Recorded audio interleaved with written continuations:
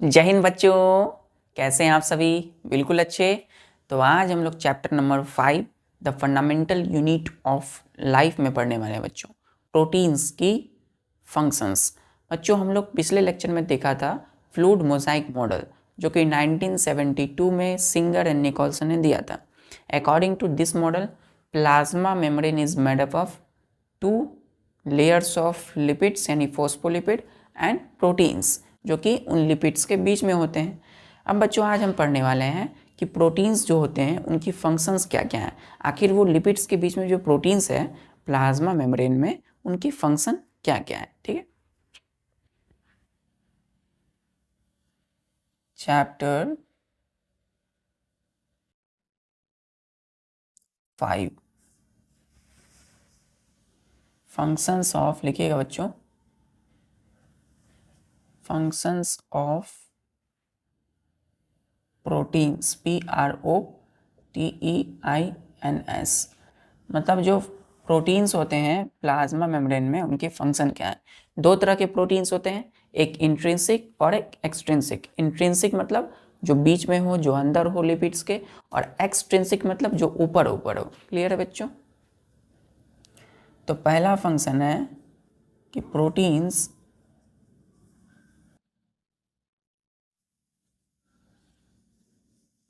Act as, proteins जो होते हैं वो act as enzymes.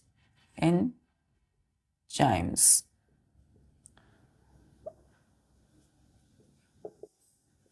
Spelling ENZ, ये जेड है बच्चों, YMES। जेड को हम कर्सिव में ऐसे ही लिखते हैं, ZYMES, इंजाइम्स। ठीक है, और इंजाइम्स क्या होते हैं?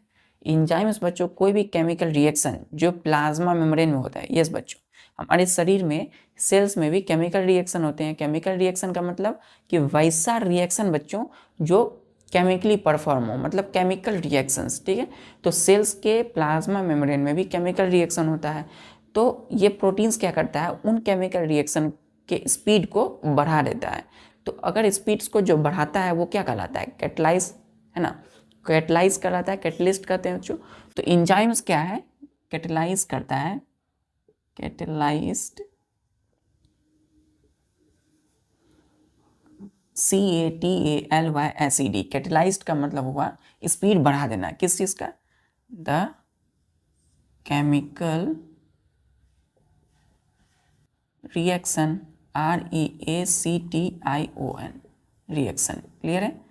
कैटलाइज्ड द केमिकल रिएक्शन, इसलिए क्या बोलेंगे इसको? एंजाइम्स। क्लियर है बच्चों? चलिए, उन्हीं प्रोटीन्स में दूसरा फंक्शन है बच्चों प्रोटीन्स का, दोनों एक्सट्रिंसिक और इंट्रिंसिक का, कि इट हम प्रोटीन्स के लिए यूज़ किए हैं या फिर हम यूज़ करते हैं दे। प्रोटीन्स दो तरह के होते हैं यहाँ पे। So they help in movement of water soluble ions. Clear है बच्चों? वाटर सॉल्यूबल आयंस की मूवमेंट में ये मदद करते हैं, इसीलिए दे THEY, दे किसके लिए है? इन प्रोटीन्स के लिए। दो तरह के प्रोटीन्स हैं। So they act as so they are called transport proteins.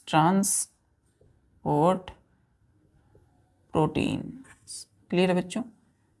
ये दोनों ही प्रोटीन्स जो होते हैं ये वाटर सॉल्यूबल आयंस की मूवमेंट में मदद करते हैं, इसीलिए इसको ट्रांसपोर्ट प्रोटीन्स कहते हैं। ठीक है, प्लाज्मा मेम्ब्रेन का फंक्शन क्या है? कि किसी भी सब्सटेंस को सेल के अंदर आने देना और सेल के बाहर जाने देना। तो डिसीजन कौन करेगा बच्चों? Plasma membrane. तो उसमें प्रोटीन्स ट्रांसपोर्ट प्रोटीन की तरह काम करता है। सो दे ऑल्सो, इसी में लिखिएगा, they also act as permeases. Clear है? परमिएसेस क्या है बच्चों? PERMEASES, permeases. क्लियर है? क्लियर है? ये एंजाइम की तरह काम करता है बच्चों। दूसरा ये परमिएसेस की तरह काम करता है, मतलब ट्रांसपोर्ट प्रोटीन्स की तरह। चलिए तीसरा फंक्शन में आते हैं हम लोग। तीसरा फंक्शन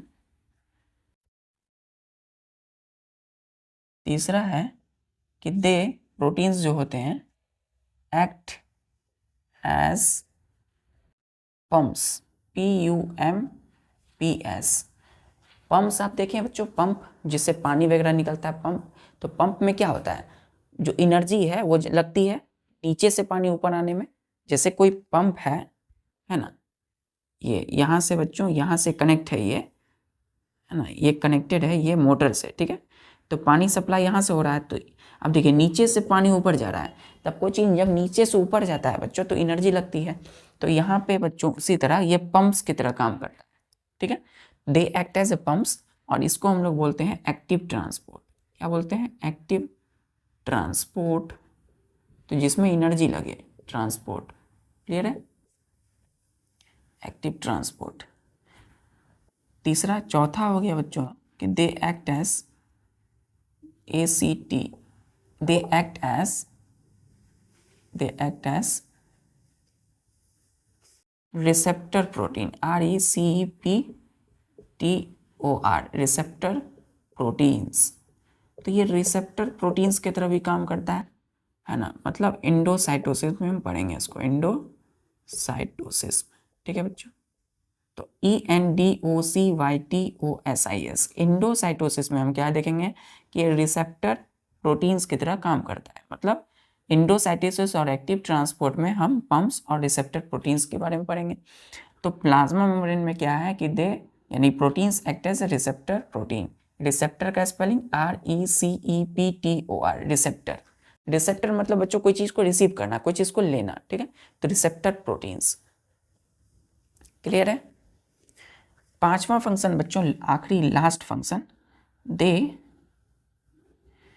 प्लाज्मा मेम्ब्रेन दो है, लिपिड और प्रोटीन से बना हुआ है। सो लिपिड प्रोटीन्स दोनों के दोनों, यानी ये प्रोटीन्स भी बच्चों प्रोवाइड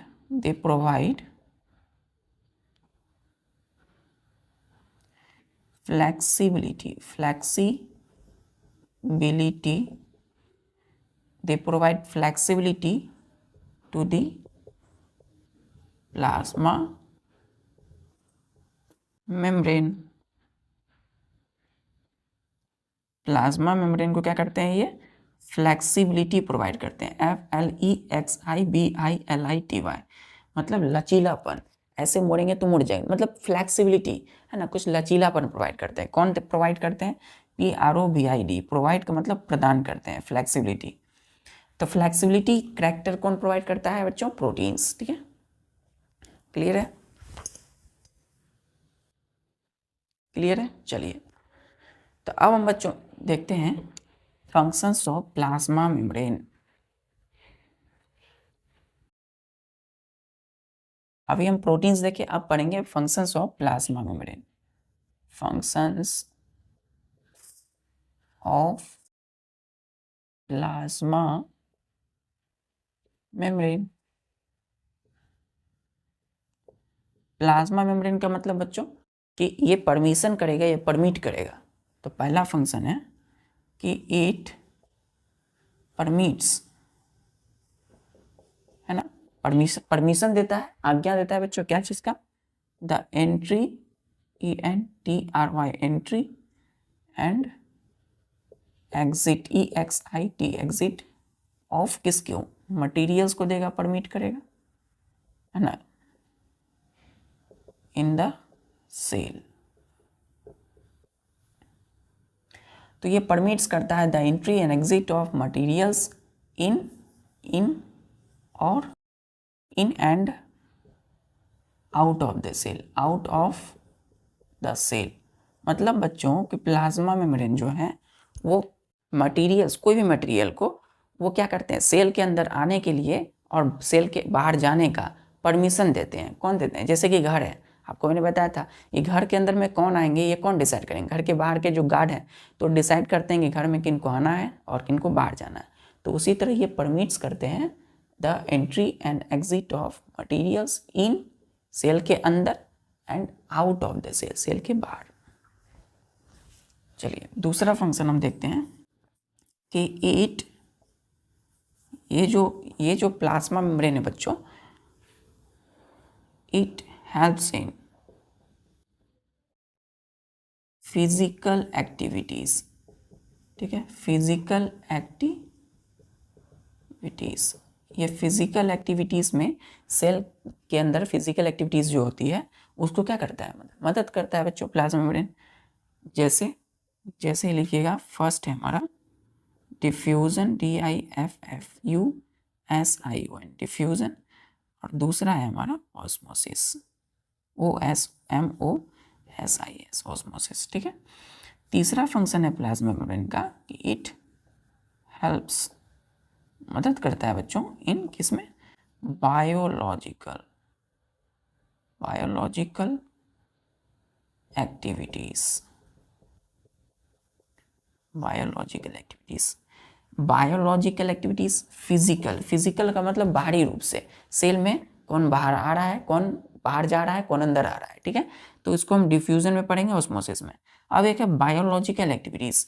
बायोलॉजिकल मतलब हो गया कि किसमें एनर्जी लग रही है ना, ये कौन सेल के अंदर में क्या हो रहा है, मतलब बायोलॉजिकली क्या हो रहा है सेल में, ठीक है। तो इसमें बच्चों पहला है हमारा एक्टिव, यहाँ लिखता हूँ मैं, इसमें पहला है हमारा एक्टिव ट्रांसपोर्ट, है ना, एक्टिव ट्रांसपोर्ट पढ़ेंगे हम लोग इसमें। और दूसरा पढ़ेंगे बायोलॉजिकल एक्टिविटीज में ENDOCYTOSIS, इंडोसाइटोसिस। क्लियर है, क्लियर है बच्चों। तो पहला हम लोग क्या देखेंगे कि परमिट करता है entry and exit of material, ये कौन सेल के अंदर आएगा, कौन सेल के बाहर जाएगा, ये परमिशन देता है बच्चों। दूसरा it helps in physical activities, जैसे कि डिफ्यूजन है, ऑस्मोसिस है। और तीसरा बायोलॉजिकल एक्टिविटीज़ में ये क्या करता है बच्चों, मदद करता है। कौन कौन से बायोलॉजिकल एक्टिविटी, जैसे कि एक्टिव ट्रांसपोर्ट और जैसे कि एंडोसाइटोसिस। क्लियर है। तो अभी हम बच्चों फर्स्ट क्या देखने वाले हैं, डिफ्यूजन पढ़ने वाले हैं। क्या पढ़ने वाले हैं, डिफ्यूजन। चलिए उसको मिटा दूं मैं, नोट कर लीजिए बच्चों। चलिए अब हम करेंगे डिफ्यूजन। तो हम फर्स्ट पढ़ते हैं फिजिकल एक्टिविटीज में डिफ्यूजन।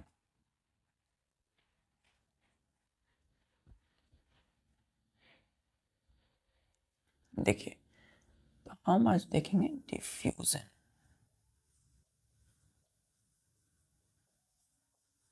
DIFFUSION डिफ्यूजन, ठीक है। डिफ्यूजन क्या होता है बच्चों, उसको हम कैसे डिफाइन करते हैं, the spontaneous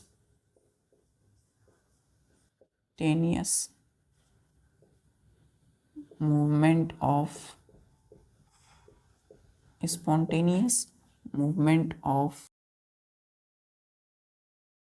substance from a region of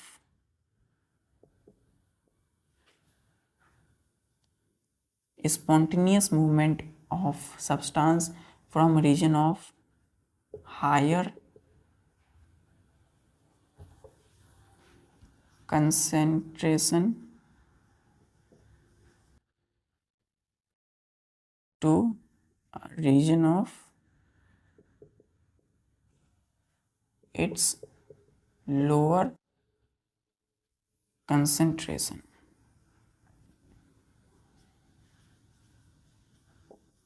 ठीक है, इज कॉल्ड, ठीक है, क्या बोलते हैं इसको, DIFFUSION डिफ्यूजन। क्लियर है।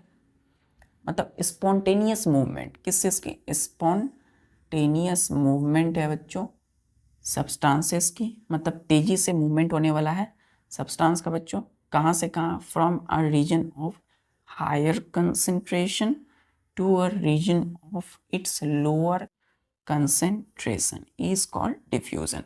क्या बोलते हैं इसको, डिफ्यूजन बोलते हैं। क्लियर है। देखिए बच्चों डिफ्यूजन का मतलब क्या है, ध्यान से देखिए। एक एक्टिविटीज हमने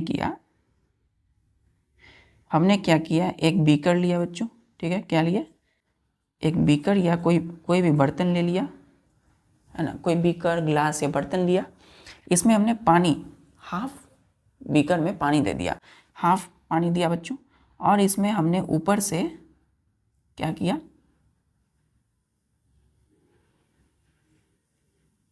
ऊपर से ध्यान दीजिए, हमने इसमें 2-3 ड्रॉप्स क्या दे दिए, इंक दे दिए, क्या दे दिए, INK, इंक। और यहाँ पे हमने वाटर लिया, किसमें लिया, water in beaker, BEAKER, beaker.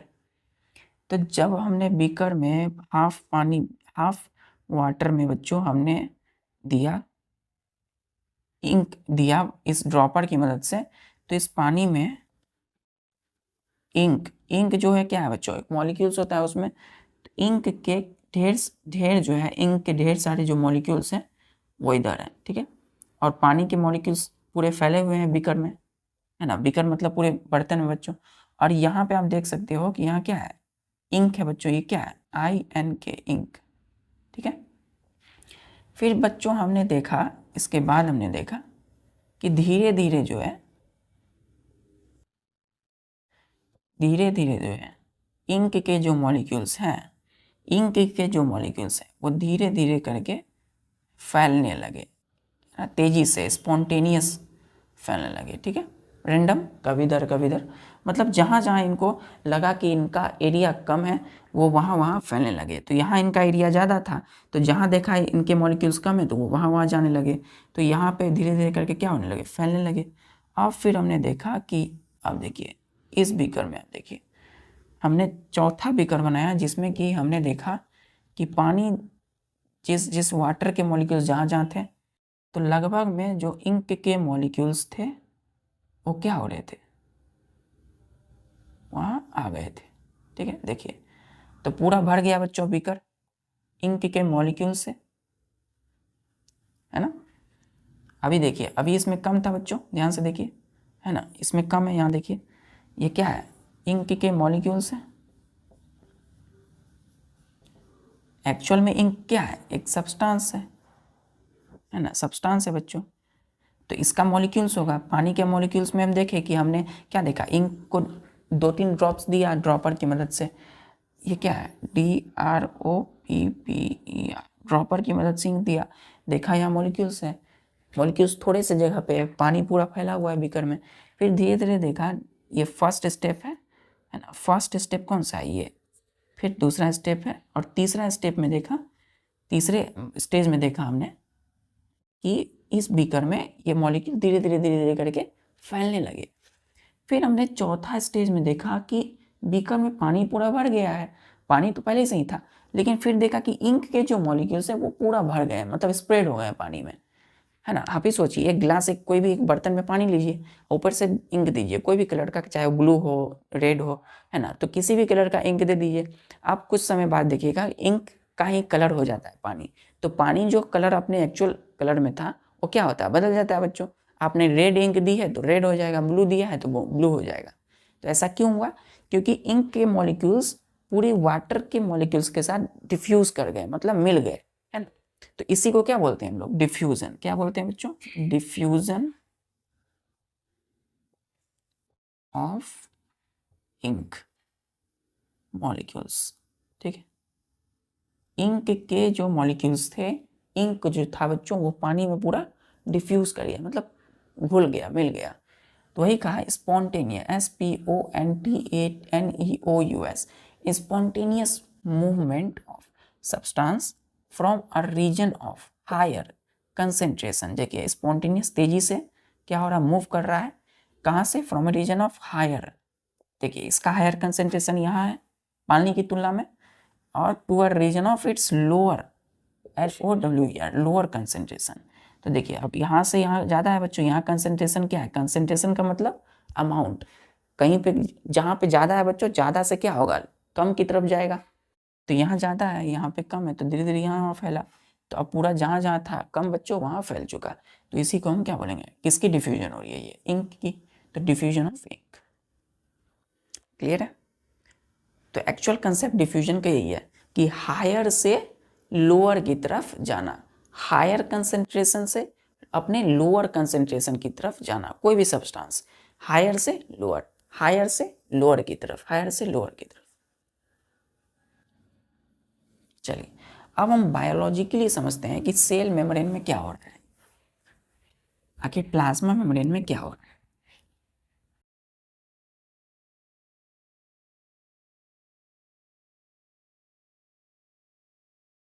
अब हम इसका डिफाइन करते हैं बच्चों,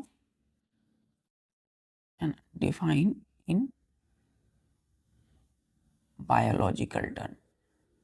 बायोलॉजिकली हम समझते हैं वो हम बच्चों, ये डिफ्यूजन जो टर्म है, आप डिफ्यूजन ऐसे समझिए जैसे कि बच्चों आपके आसपास में कहीं अगरबत्ती जल रही है, तो आपके आसपास में एयर है, तो वो अगरबत्ती जो गैस है वो क्या होगा, एयर में पूरा सब जगह फैल जाता है।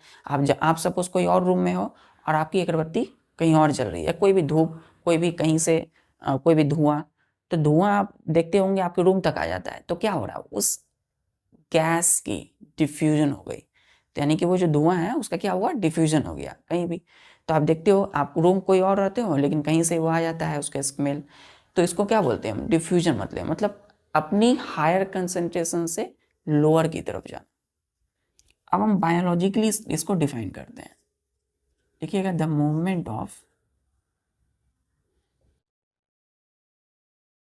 मूवमेंट मतलब जाना, है ना, एक जगह से दूसरी जगह, मूवमेंट ऑफ मॉलिक्यूल्स और ions from, movement of molecules or ions through THROUGH, through the movement of molecules or ions through, yeah, across, movement of molecules or ions across the plasma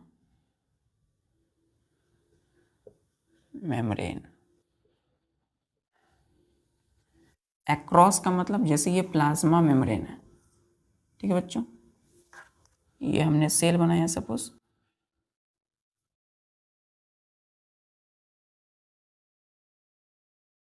ये हम जानते हैं इसकी बाहरी लेयर जो है क्या है, प्लाज्मा मेम्ब्रेन है, ये प्लाज्मा मेम्ब्रेन है, ठीक है, ठीक है।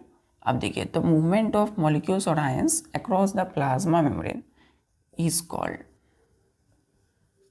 क्या बोलते हैं इसको, इसको बोलते हैं हम लोग डिफ्यूजन, DIFFUSION, डिफ्यूजन।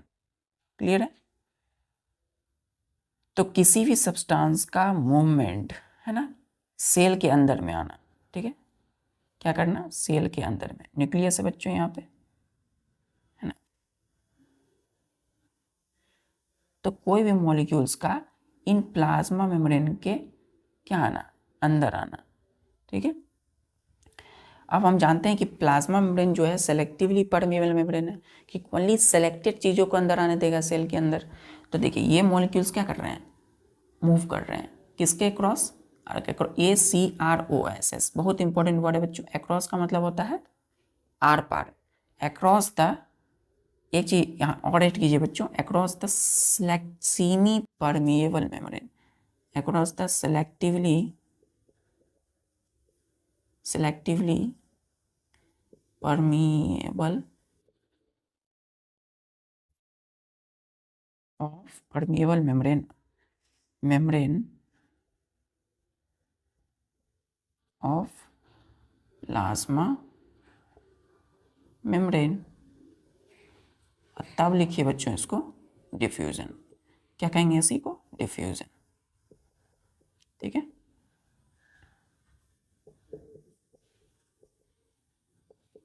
क्या बोलते हैं, तो मतलब मूवमेंट होता है मॉलिक्यूल्स और आयंस का across the selectively permeable membrane of plasma membrane is called diffusion, ठीक है। तो ये सेलेक्टिवली है, सेलेक्टिव चीज को अंदर आने देगा, तो देखिए कुछ ही चीजें अंदर आ रही है, ठीक है, तो ये जो हो रहा है मूवमेंट, इसी को क्या बोलते हैं, डिफ्यूजन बोलते हैं, ठीक है। क्लियर है बच्चों। चलिए तो अब हम आते हैं अपने नेक्स्ट कंसेप्ट पे, एग्जाम्पल लेते हैं बच्चों। एग्जाम्पल्स।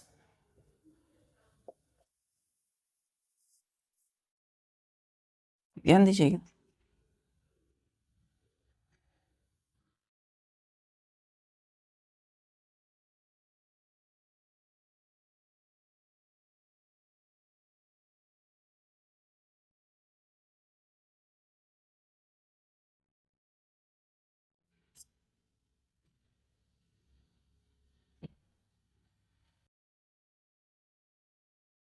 ध्यान दीजिए बच्चों, ये हमने क्या बनाया, ये बनाया अमीबा। क्या है ये फिगर में, अमीबा। तो देखिए जो ऑक्सीजन है, मोर ऑक्सीजन, कंसेप्ट देखिएगा, मोर ऑक्सीजन, O2 क्या है, ऑक्सीजन है, दो मॉलिक्यूल्स है ऑक्सीजन के, मोर ऑक्सीजन इन, है ना, मोर ऑक्सीजन इन वाटर। मतलब अमीबा का, अमीबा क्या है बच्चों, एक यूनिसेलुलर ऑर्गेनिज्म है ना, जो पानी में रह रहा है, अभी पानी में रहता है। तो यूनिसेलुलर ऑर्गेनिज्म जो पानी में है बच्चों, ये कहाँ है, आसपास में पानी है, ठीक है। आसपास में पानी है, तो पानी में बच्चों क्या है, ऑक्सीजन ज़्यादा अमाउंट में है, तो मोर ऑक्सीजन इन वाटर। तो ये क्या करेगा, मॉलिक्यूल से डिफ्यूज करेगा, मतलब मूव करेगा, तो डिफ्यूजन होगा इसका ऑफ O2, है ना, इन सेल। तो ये अमीबा है, सेल से बना हुआ है, सिंगल सेल यूनिसेलुलर है। तो इस सेल के अंदर में क्या करेगा, ऑक्सीजन आने की कोशिश करेगा, आएगा बच्चों, क्योंकि इसकी कंसंट्रेशन वाटर में ज़्यादा है, ऑक्सीजन की सेल में कम है, तो अंदर आएगा, ठीक है। यहाँ पे क्या है, लेस ऑक्सीजन है इन सेल, ऑक्सीजन सेल के अंदर में क्या है, कम है। फिर मोर कार्बन डाइऑक्साइड, क्यों कम है बच्चों, क्योंकि यूज्ड हो चुका है अब इन रिस्पिरेशन, RESPIRATION, क्लियर है। तो ये जो है कम क्यों है ऑक्सीजन सेल में, क्योंकि रिस्पिरेशन में यूज हो चुका है। अब इसी के अंदर बच्चों more carbon dioxide in cell, cell के अंदर में क्या है, कार्बन डाइऑक्साइड ज़्यादा है, क्या है बच्चों, ज़्यादा है, ज़्यादा अमाउंट में सेल में कार्बन डाइऑक्साइड, और ऑक्सीजन क्या है बच्चों, कम है, नीचे है, डाउन है, कम है, क्योंकि रिस्पिरेशन में यूज हो चुका है। अब कार्बन डाइऑक्साइड जब सेल में ज़्यादा है, तो अपने हायर कंसंट्रेशन में है, तो लोअर की तरफ आएगा, मतलब वाटर में आएगा। तो डिफ्यूजन किसका होगा, diffusion of carbon dioxide in water, water में कार्बन डाइऑक्साइड का डिफ्यूजन होगा, क्लियर है बच्चों। तो यहाँ देखिए ऑक्सीजन वाटर में ज़्यादा है ना, तो वाटर में जा रहा है, तो इसकी कंसंट्रेशन क्या है ऑक्सीजन की, ऑक्सीजन का जो कंसंट्रेशन है वो क्या है, हायर कंसंट्रेशन में है, कंसंट्रेशन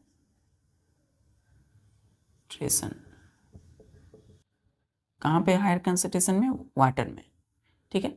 और जो कार्बन डाइऑक्साइड है ना, वो कहाँ है, more carbon dioxide in cell, तो ये हायर कंसंट्रेशन में अपने, है ना, हायर कंसंट्रेशन में है। और ये है क्या बच्चों, ये क्या है, ये जो फिगर हमने बनाया है, ये यूनिसेल्यूलर अमीबा, AMOEBA,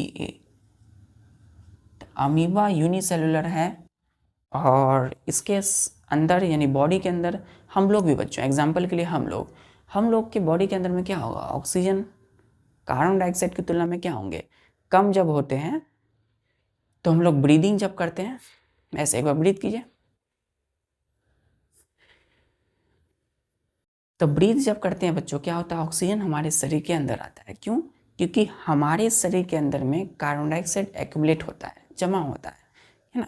तो कार्बन डाइऑक्साइड हमारे शरीर के अंदर जमा होता है, तो क्योंकि कार्बन डाइऑक्साइड क्या है, वेस्ट है बच्चों, टॉक्सिक है, तो शरीर के बाहर जाएगा, ठीक है, कंसंट्रेशन ज़्यादा है।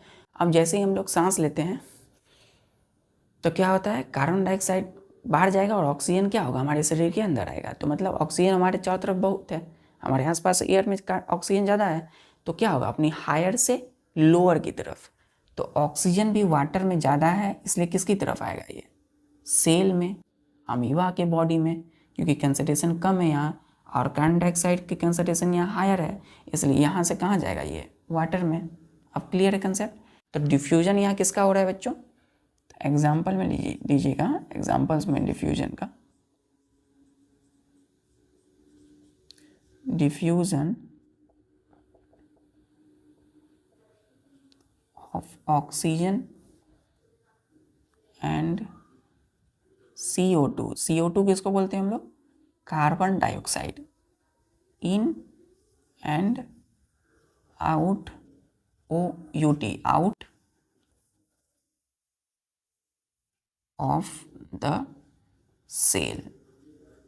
तो कोई भी सेल है तो सेल के अंदर में ऑक्सीजन का क्या होगा, डिफ्यूजन इन, और कार्बन डाइऑक्साइड का क्या होगा, आउट, सेल के बाहर जाएगा, डिफ्यूजन। तो डिफ्यूजन क्या है, मूवमेंट ऑफ मॉलिक्यूल्स और ions across the semi permeable membrane of plasma membrane. Clear है।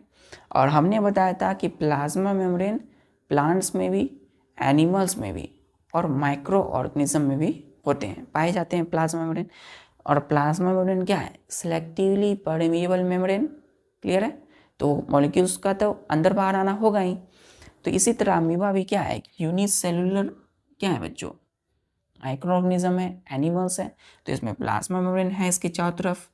तो ऑक्सीजन बाहर से अंदर की तरफ आएंगे, क्यों, क्योंकि हायर से लोअर की तरफ डिफ्यूजन, और कार्बन डाइऑक्साइड बाहर से अंदर से बाहर की तरफ जाएंगे, क्यों, क्योंकि हायर से लोअर की तरफ। क्लियर है, क्लियर है बच्चों। तो ठीक है बच्चों, आज हम लोग इतना ही रहने देते हैं और मिलते हैं फिर नेक्स्ट लेक्चर में। और तब तक के लिए बच्चों अच्छे से पढ़ाई कीजिए और अपनी रिवीजन को जारी रखिए। जितना भी सेल में भी तक रिवाइज है बच्चों, नोट्स आपको लिखाया गया सारा, वीडियो को पॉज करके देखिए और इसको नोट्स बनाइए इसका, और उसको रिवाइज कीजिए, बार बार प्रैक्टिस कीजिए डायग्राम का, प्लांट्स एनिमल सेल्स का। मिलते हैं नेक्स्ट लेक्चर में, तब तक पढ़ाई करते रहिए। जय हिंद।